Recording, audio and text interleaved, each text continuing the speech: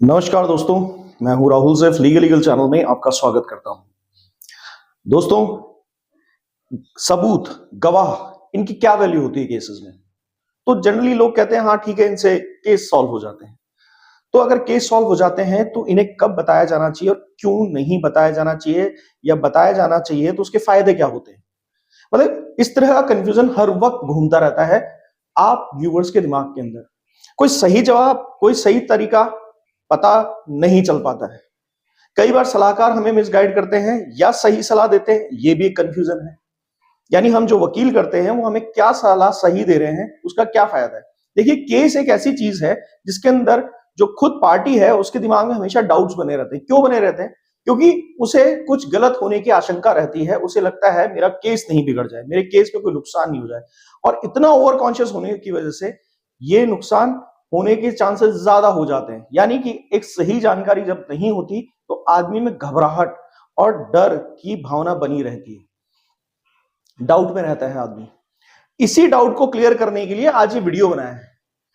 इसीलिए दोस्तों, मैं आपसे हमेशा कहता हूं एजुकेटेड होइए।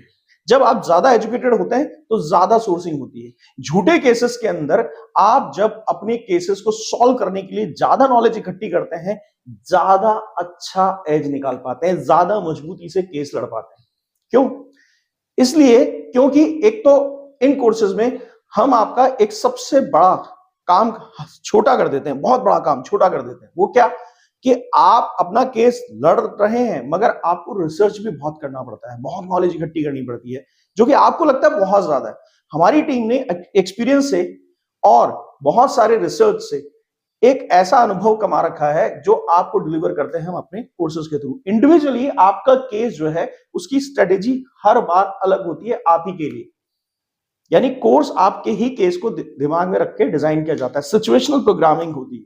इसका फायदा क्या होता है? इसका फायदा यह होता है कि आप अपने केसेस के अंदर बेहतरीन परफॉर्मेंस पे आ पाते हैं, कॉन्फिडेंट रहते हैं, स्ट्रांग रहते हैं, और आपको judgement, reference, guidelines, case laws, अलग अलग कमेंट्रीज और पता नहीं क्या क्या जो आप नहीं सोचे उससे ज्यादा इन कोर्सेज के थ्रू मिलता है आपके केस के सुनवाइयों के दौरान। और हर तरह से कोर्ट केस से लेकर पुलिस स्टेशन तक सब तरह की मदद आपको मिलती है।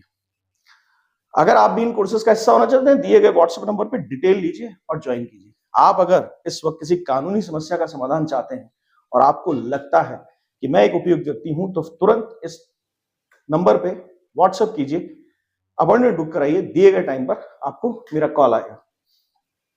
बात करते हैं आज के इस टॉपिक की। उससे पहले एक छोटी सी रिक्वेस्ट है कि आप लाइक, शेयर, सब्सक्राइब जरूर कर दीजिएगा वीडियो अच्छा लगता है तो, और कमेंट सेक्शन में डिटेल से बताइएगा इस वीडियो का फायदा कितना लेंगे आप आज। दोस्तों देखिए, सबूत, गवाह, इसका रोल क्या है? इसको सिंपल तरीके से अगर कुछ भी नहीं समझे, आम आदमी की भाषा में समझे, तो इसका मतलब होता है कि मैं अपने केस को ज्यादा आसानी से सॉल्व करने के लिए इन्हें पेश करूंगा। और अगर मैं सच्चा हूं तो मेरे पास ये होंगे। दो बातें हुई, एक तो मेरा केस आसानी से सॉल्व होगा, दूसरा मेरा केस सच्चा लगेगा।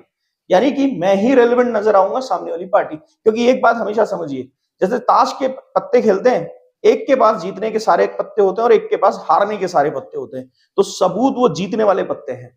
तो इसको दिमाग में रखकर ही आज इस वीडियो को देखिएगा। अब होता क्या है कि कुछ कच्चे सलाहकार या वकील साहब जो हैं वो किस तरह की एडवाइस करते हैं? वो कहते हैं कि अरे अभी एविडेंस मत दिखाइए, एफआईआर हुई है कोई बात नहीं, चार्जशीट होने दीजिए, उसके बाद ट्रायल आने दीजिए, उसके बाद हम दिखाएंगे। क्या ये सही सलाह है? नहीं, ये सरासर गलत सलाह है। गलत सलाह कैसे है? कि आप जब एविडेंस लेकर बैठे हैं तो पहले उसी सिचुएशन को समझिए जिस सिचुएशन में अगर आप हैं, अगर एविडेंस नहीं दिया है तो समझिए आपके खिलाफ एफआईआर हुई, पुलिस को कुछ नहीं मिला आपके खिलाफ आपकी पत्नी से, तो यह तय है कि यह साबित करता है कि वो झूठा केस लिखवा रही है। पर यहां पर बैलेंसिंग कैसे हो जाती है कि जब आप भी वहां सिर्फ बयान देकर आते हैं, एविडेंसेस नहीं देते। मुसीबत यह है कि पुलिस आपसे ही आपके खिलाफ एविडेंस क्रिएट करा लेती है। एक छोटा सा एग्जांपल देता हूं, बहुत सारी चीजें हैं पर एक एग्जांपल देता हूं। जैसे आप स्त्री धन की झूठी लिस्ट को साइन कर देते हैं, या फिर पुलिस के दबाव में आकर स्त्री धन की रिकवरी कराते हैं, जो कि कोर्ट के आदेश से 406 में होना चाहिए। कार्रवाई तो 406 की कोर्ट के आदेश से होती है। पर पुलिस सिर्फ उसमें एक धारा लगा सकती है और कोर्ट से आदेश कराकर ही फिर आपसे रिकवरी करा सकती है। पर पुलिस इसको बाईपास करके आपसे साइन करा लेती है कि आपने एक्सेप्ट कर लिया कि आपके पास स्त्रीधन का कुछ पार्ट तो मिल ही गया है। ये भी तय है कि जो लिस्ट बनाई जाती है, जो कच्ची लिस्ट होती है, उसको पुख्ता आपके थ्रू करवा दिया जाता है, जबकि उसमें से 30% माल भी आप बरामद नहीं करा पाते हैं। जितना देते हैं वो 30% भी नहीं होता है उस स्त्रीधन की लिस्ट के। पर इससे यह स्थापित हो जाता है कि आपने उस महिला का जब स्त्रीधन छीना होगा तो दहेज भी तो मांगा होगा। स्त्रीधन छीनने वाला दहेज क्यों नहीं मांगेगा? आप बात समझिए। अब बात सिर्फ कायदे की यह है कि आपका जो केस है वो कहता क्या है। आपके केस में एविडेंस की वैल्यू आपने खत्म करी, यानी कि आपकी पत्नी झूठ बोलकर केस लगा रही है, वो बयानों पे आधारित है। आप भी जाकर सिर्फ बयान दे रहे हैं, सबूत नहीं दे रहे। अब यहां पर कहेंगे सर हमने तो एविडेंस नहीं दिए क्योंकि अभी हमें लगता है कि उसको सब पता लग जाएगा, और जब उसको सब पता लग जाएगा तो हमारे केस में वो मैनिपुलेशन कर लेगी और हमारे केस को बिगाड़ सकती है, हमारे एविडेंसेस को उलझा सकती है। क्या वाकई ये दुनिया की दूसरी सबसे बड़ी गलतफहमी? भाई साहब, जब आपने वहां पर कोई पीले कलर की गाड़ी में उसके घर जाना दिखाया है तो क्या वो उसको नीला कर देगी? या आप आ रहे थे तो क्या जाना कर देगी? जरा होश की दवा कीजिए साहब, समझने की कोशिश कीजिए। झूठे केस की सबसे बड़ी ताकत है जो सही पार्टी है वो टाइम पर एविडेंस नहीं देती। अगर एफआईआर हुई है तो तुरंत अपने बयानों के साथ पूरी तैयारी करिए घर पे बैठ के, और एविडेंस उसके साथ जोड़िए। चाहे पुलिस वाला प्रेशर बना रहा हो, 4 दिन एक्स्ट्रा मांगिए। जब तक आपके पास वो बयानों के साथ एविडेंस अटैच नहीं हो रहा है, या फिर पुलिस वाला आपको बुला भी ले तो कहिए साहब बयान तो मैं खुद तैयार करके दूंगा, आपके हिसाब से नहीं चलूंगा। वो कहते हैं जल्दी है इस केस को, हमें ये करना है वो करना है, आपके लिए इंतजार थोड़ी करते रहेंगे। कुछ नहीं कर सकता पुलिस वाला आपके इस जवाब के बाद। 2-4 मिनट बहस करेगा, उसके बाद छोड़ देगा। अगर आप कोर्ट में हैं, आपने रिप्लाई देना है तो रिप्लाई, जो पत्नी ने पिटीशन लगाई तो रिप्लाई कोरा मत दीजिए, एविडेंस और गवाहों की लिस्ट पूरी बना के दीजिए। आपने अगर ऐसा नहीं किया है तो मिड ऑफ द केस भी आप एक एफिडेविट लगा के, देरी की छोटी मोटी रीजनिंग लगा के और उसको दे सकते हैं। इससे फायदा क्या होता है देखिए, मैं आपको शुरू से समझाता हूं। एफआईआर के वक्त अगर आपने ये सब दिया तो पहली बात तो ये होता है कि पुलिस अक्सर 50 से 60% केसेस के अंदर पति के पक्ष में एफआईआर लगा देती कि पत्नी ने कोई एविडेंस नहीं दी है, पति एविडेंस पूरे दे रहा है, तो इस वजह से हम इस कार्रवाई को आगे नहीं बढ़ा सकते। पर अगर कोई, यहां तक कि मैं थोड़ा सा और ऐड कर देता हूं, कंप्लेन केसेस में भी कई बार एफआईआर ही कन्वर्ट नहीं होती है अगर आप एविडेंस कंप्लेन स्टेज पे भी दिखा देते हैं तो।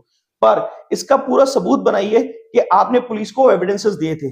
अगर आप बाय हैंड दे रहे हैं तो एक कॉपी एक्स्ट्रा लेके जाइए, उस पर रिसीविंग ले लीजिए पुलिस रजिस्टर्ड में चढ़ा के। अगर आपसे ऐसा नहीं हो पाया, गलती हो गई है, तो कोई बात नहीं, उसको बाय पोस्ट भेजिए पुलिस को, और वो ऑन रिकॉर्ड आपके पास जो पोस्टल आपने भेजा है, यानी कि स्पीड पोस्ट से जो डिटेल भेजी है, उससे आपके पास डिटेल ऑन रिकॉर्ड आ जाएगी कि आपने भेजे थे एविडेंस।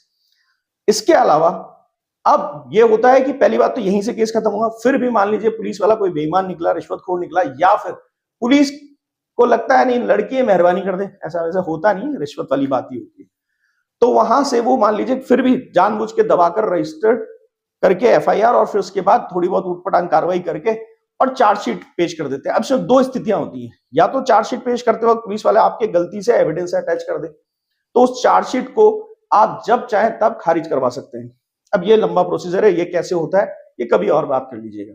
या फिर ऐसा होता है कि वहां ऑन रिकॉर्ड तो दिख रहा है पुलिस डायरी के अंदर वो, पर एविडेंस, मगर वो वहां चार्जशीट के साथ उसको अटैच करके उसकी घोषणा नहीं करते, तो ये भयंकर गलती कर देता है पुलिस वाला, क्योंकि आपके पास ये सब चीजें ऑन रिकॉर्ड हैं, आप दिखा सकते हैं कि मैंने इस तरह से ये डिटेल्स दी थी इनको। तो इसका फायदा ये होता है कि आप पुलिस के खिलाफ तुरंत कार्रवाई करवा सकते हैं कि गलत चार्जशीट पेश की गई है, मैंने एविडेंसेस दिए थे उनको अटैच नहीं किया है, और अगर एविडेंस वहां अटैच नहीं है तो इसका मतलब फॉल्टी इन्वेस्टिगेशन थी और फॉल्टी ही चार्जशीट है, इस पर पूरा केस खारिज किया जा सकता है। अब आगे आ जाइए, फिर भी यहां से कोई चूक गया है, एविडेंस दिए हैं मगर चार्जशीट पेश हो गई है और चार्जशीट को खारिज कराना भूल गए, तो फिर आपके पास ऑप्शन आता है चार्ज पे बहस का। चार्ज पे बहस का सबसे सुनहरी मौका तभी बन पाता है जब आपने शुरू में ही पुलिस को जांच के दौरान सारे एविडेंस और बयानों के साथ सब कुछ दर्ज करा दिया। पुलिस ने एविडेंस नहीं अटैच किए तब भी, और पुलिस ने अटैच करने के बाद भी चार्जशीट कर दिए तब भी, दोनों तरफ से पूरी तरह से नुकसान उसका है, आपको फायदा मिलेगा। आप वो एविडेंस दिखाकर कोर्ट में बताइए कि मेरे एविडेंस अगर अटैच नहीं हुए तो क्यों नहीं किए पुलिस ने, अब मैं इस पे बहस चाहता हूं और ये लीजिए साहब मैं एविडेंस फिर प्रेजेंट कर रहा हूं और इन्हीं एविडेंसेस को पुलिस ने नहीं दिखाया। आप चाहे तो आरटीआई के थ्रू या फिर आप सेक्शन 76 सीआरपीसी के थ्रू पुलिस की उस डिटेल को निकलवा सकते हैं जिसमें एविडेंस आपके अटैच्ड है। अगर ऐसा नहीं भी होता है तो कोर्ट भी मंगवा लेगा सेक्शन 91 सीआरपीसी में आपके आवेदन पर। अब अगर आप वो सबूत देंगे तो वहां आपने सबूत दे दिया कि मेरे एविडेंस अटैच थे और मैं ये अलग से कॉपी और लेके बैठा हूं। अगर आपने एविडेंस दिए थे, पुलिस ने लिए थे, तो वो रिकॉर्ड दिखाकर आप बहस कर सकते हैं। पुलिस ने अटैच भी कर दिया अगर चार्जशीट में, दो स्थितियां थी, दोनों स्थितियों में आपको मौका मिलेगा। चार्ज पे बहस क्या होती है? चार्ज को हिंदी में समझिए आरोप। चार्जशीट का मतलब हिंदी में होता है आरोप पत्र। आरोप पत्र पर जब आप बहस करते हैं तो आपको सबसे बड़ा फायदा क्या मिलता है कि वहां पर आपको नॉट गिल्टी का ऑप्शन मिलता है। नॉट गिल्टी का मतलब मैंने अपराध नहीं किया, यूं समझ लीजिए हिंदी में, यानी आई एम नॉट गिल्टी। तो जब आप नॉट गिल्टी है तो ट्रायल फेस करेंगे अगर आप ऐसा कहेंगे तो। पर अगर आपने चार्जशीट के बाद चार्ज पे प्रॉपर बहस की और उसमें कोर्ट को कन्विंस कर लिया है अपने एविडेंसेस के साथ, जिसकी वजह से पत्नी के एविडेंसेस भी चेक किए जाएंगे जो नहीं है, और आपके मजबूत एविडेंसेस और बयानों को वहां देखकर आपका केस खारिज होने के चांसेस 99% बढ़ जाते हैं। 1% ऐसा है अति महिलावादी कोई जज या मजिस्ट्रेट साहब वहां बैठे हो या फिर उनकी मंशा हो कि ट्रायल में और देख लिया जाए, तो आप फिर भी सेफ है। अब आप जाते हैं डिस्चार्ज के अंदर। अगर डिस्चार्ज पिटीशन लगाते हैं तो फिर डिस्चार्ज पिटीशन में भी आपको इस तरह के दिए गए एविडेंसेस का हवाला दिया जा सकता है कि देखिए साहब एविडेंस देते देते भी ये कोर्ट मुझ पर केस चलाना चाहती है और ये आयो साहब गलत इन्वेस्टिगेशन और गलत चार्जशीट पेश करके एविडेंस पत्नी से नहीं मांगे गए और यहां पर मुझे एविडेंस देने के बाद भी ट्रायल फेस करना पड़ रहा है।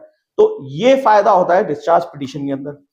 अब आप मान लीजिए डिस्चार्ज पिटीशन के अंदर भी फेल हो गए, तो अब अगर आप इस केस को सीधा एफआईआर के बेस पे या फिर गलत चार्जेस लगाने के बेस पे या गलत कॉग्निजेंस लेने के बेस पे क्वैश कराने जा रहे हैं, इतनी सारी रेमेडीज लेने के बाद भी अगर आपको राहत मिली तो तुरंत हाई कोर्ट के पास इतना प्रेशर डेवलप करके जाएंगे इतनी सारी गलतियां दिखाने के बाद कि हाई कोर्ट आपको रिलीफ देगा।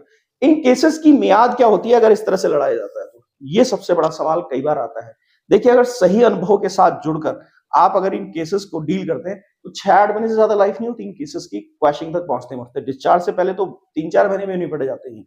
पर अगर डिस्चार्ज पिटीशन में भी कोई राहत नहीं मिल रही हो और आप क्वैशिंग पे चले गए, स्टे तुरंत मिलता है, रिलीफ बहुत जल्दी पहली दूसरी डेट्स पे मिल जाती है, ड्राफ्टिंग अच्छी होनी चाहिए, प्रेजेंटेशन लेवल थोड़ा ठीक ठाक होना चाहिए आपका, और पुरानी सारी गलतियां जो कोर्ट से पुलिस से जगह जगह हुई है वो सब दिखानी चाहिए। आप यहाँ कॉग्निजेंस चैलेंज करेंगे, कोर्ट ने गलत संज्ञान, गलत इन्वेस्टिगेशन, गलत चार्जशीट पे कैसे ले लिया, पुलिस ने गलत इन्वेस्टिगेशन कैसे कर दी, एविडेंस देने के बाद भी पुलिस ने कंसिडर क्यों नहीं किया, जिसने एविडेंस नहीं दिया उसको कंसिडर क्यों कर लिया, उसके आधार पर केस कैसे चला दिया, ट्रायल उसको क्यों फेस करना पड़ रहा है जो एविडेंस दे रहा है, जो दिखा रहा है पूरे कॉन्फिडेंस के साथ एविडेंस देके कि मैं तो गलत हुई नहीं, और जिसको आरोप लगाना है। अब ये बात समझ लीजिए, यहां पर एविडेंस एक्ट 101 की जो धारा है बाकायदा उसका उल्लंघन हुआ है, क्योंकि बर्डन ऑफ प्रूफ हमेशा पिटिशनर यानी कि जिसने केस दर्ज कराया है उसके ऊपर है, जो केस डिफेंड कर रहा है उस पर नहीं है। प्रोविजन ऑफ साइलेंस रेस्पोंडेंट के पास है। तो अगर ये सब चीजें यहां पर हुई हैं तो फिर क्यों कंसिडर नहीं कर रही पुलिस, क्यों कंसिडर नहीं कर रहा कोर्ट? इसी पर ही केस खत्म होता दिखेगा आपको। ये होते हैं मजबूत ट्रायल के तरीके क्वैशिंग के लिए। तो सबूत दिखाने के इतने फायदे हैं। दूसरी चीज, अब इस पर आ जाइए, एक गलत सलाहकार या वकील साहब ये बोलते हैं लास्ट में दिखाएंगे जी, लास्ट में दिखाएंगे। नहीं साहब, ऐसा नहीं होता है। मैंने कई बार देखा है, कई लोग मुझसे काउंसलिंग लेने आते हैं, कहते हैं साहब हमारा केस भी लग गया, सब कुछ हो गया, अब क्या हम एविडेंस दिखा सकते हैं? तो हम कहते हैं हाँ दिखा दीजिए, अगर कोई गलती होगी तो कोई बात नहीं, एफिडेविट के साथ उस गलती को मानते हुए अपना एविडेंस एग्जिबिट कीजिए। बोले वकील साहब तो मना करते हैं, वकील साहब तो कहते हैं जब क्रॉस एग्जामिनेशन आएगा तब दिखाएंगे। तो साहब डेट्स क्यों ले रहे हैं? आप आगे से एप्लीकेशन लगा दीजिए कि साहब एविडेंस एग्जिबिट करा दीजिए मेरे और मेरी वाइफ के, मेरे और मेरे प्रतिद्वंदी के, मेरे और जिसने मर्डर का केस लगाया उस पर, जो भी आप केस फेस कर रहे हैं, रेप का, मर्डर का, 498A का, डीवी का, किसी का भी, तो आप खुद एप्लीकेशन लगा के कोर्ट से एडजॉर्नमेंट के, साहब तारीख मत दीजिए, आप तो एविडेंस एग्जिबिट करा दीजिए, चीफ एग्जामिनेशन करा के, दोनों के बयान करा के, और उसके बाद एविडेंस एग्जिबिट करा दीजिए और हम क्रॉस कर लेंगे। क्रॉस कैसे होता है इसको समझ लीजिए। क्रॉस तभी होगा जब आप एविडेंस एग्जिबिट करके काम कर रहे हैं। अगर आपने एविडेंस नहीं दिखाया है तो कोर्ट आपको जबरदस्ती नहीं कर सकता है क्रॉस करने के लिए, यानी आपको वहीं खंबा गाड़ के बैठ जाना है। क्रॉस किसका करूं साहब, मैं तो एविडेंस दे रहा हूं, मेरा करा लो, मैं तो गवाही दे रहा हूं, मेरा करा लो, पर मेरी वाइफ का क्रॉस कैसे करूं? ना एविडेंस दे रही है, ना मेरी वाइफ है ना किसी तरह का वो दे रही है, गवाह का नाम दे रही है, तो मैं इसके बयानों का थोड़े क्रॉस करूंगा। बयानों का क्रॉस तो उसके सबूतों के आधार पर किया जाएगा ना। अब ये वाइफ का मैटर हो, ये उस झूठी औरत का मैटर हो जिसने रेप का छेड़छाड़ का केस लगाया हो, या फिर ये मर्डर का केस हो, या फिर ये छेड़छाड़ का केस हो, या फिर ये किसी और तरह की लड़ाई झगड़े या फिर झूठे किसी भी तरह का केस हो, सामने वाली पार्टी के बारे में ये बात टिप्पणी करते हुए लिखित में दे दीजिए। कोर्ट अपनी जगह पे फंसेंगे और वहां पर आपके केसेस के अंदर ये चांसेस पूरे बनेंगे कि फिर उसके बाद सामने वाली पार्टी से एविडेंस मांगा जाएगा। अगर वो एविडेंस देने में नाकाम रहती है, एक पक्षीय कार्रवाई हो जाएगी। क्यों क्रॉस एग्जामिनेशन करना? एविडेंस की वैल्यू समझिए। एविडेंस बहुत इंपॉर्टेंट चीज होती है। मैं फिर दोबारा दोहरा देता हूं, एविडेंस एक्ट 101 आपके फेवर में है अगर आप किसी झूठे केस में रिस्पोंडेंट हैं तो, यानी कि सबूत देते हुए ही आपके ऊपर पुलिस को कार्रवाई करनी थी। अब ये सबूत देते हुए ही पुलिस को कार्रवाई करनी थी, क्या वो 101 से बंधे हुए हैं? हाँ, बंधे हुए हैं, पर उससे ज्यादा किससे बंधे हुए? इन्वेस्टिगेशन के अंदर बंधे हुए। इन्वेस्टिगेशन का मतलब ही होता है फाइंडिंग द एविडेंसेस, और अगर एविडेंस फाइंड नहीं कर रही है पुलिस तो फिर इसका मतलब है वो फॉल्टी एफआईआर लिख रही है, फॉल्टी इन्वेस्टिगेशन कर रही है, फॉल्टी चार्जशीट लगा रही है और पूरी की पूरी पुलिस उसमें फॉल्टी है, रिश्वत खाई है। साफ साफ समझ लीजिए, झूठे केस का मतलब यही होता है। वरना किसको पड़ी है, कौन किसके लिए उठाकर केस लगा देगा, कौन अपनी नौकरी सांसद में लाएगा? तो समझ जाइए गणित क्या है। आपका केस झूठा होते हुए आसान होता है। दिक्कत क्या होती है, यहां से दिमाग ब्लॉक हो जाता है। एफआईआर लिखने से डर जाते हैं, पुलिस सामने खड़ी होती है डर जाते हैं, कोर्ट में जाते हैं डर जाते हैं। इस सारे डर की वजह से आप ये समझना ही बंद कर देते हैं कि बेहतरीन विषय क्या है आपके लिए आपके केस में। चलिए जो भी है, आपको मुझे लगता है कि एविडेंस की वैल्यू आज समझ में आई होगी। अगर समझ में आई है तो कमेंट सेक्शन में जरूर बताइएगा कि इस एविडेंस नाम की चीज को अब आप कितना तेज धार हथियार बना के अपने केस में यूज करने वाले हैं। Thank you.